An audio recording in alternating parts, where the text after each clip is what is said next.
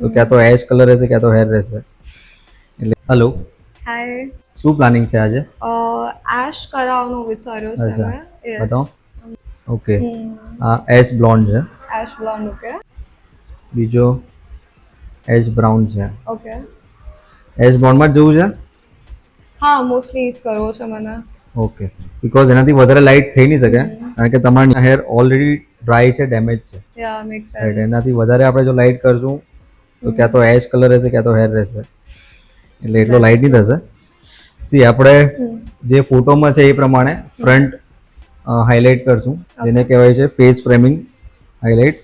હા, ફ્રન્ટ બધી જગ્યાએ હાઇલાઇટ્સ આવશે અને ટોપ પર આમાં ઓછી હાઇલાઇટ્સ આવશે. રાઈટ, કલર કર્યા પછી તમારે થોડી હોમ કેર પણ બહુ ધ્યાન રાખવું પડશે. મીન્સ આના શેમ્પૂ કન્ડિશનર તમારે સારા યુઝ કરવા પડશે, specially colour care shampoo. Ash માટે એક સ્પેશિયલ શેમ્પૂ આવે છે જે આવે છે એન્ટી યલો શેમ્પૂ, જે યલો કટ કરશે અને એશ તમારો એનહાન્સ કરશે.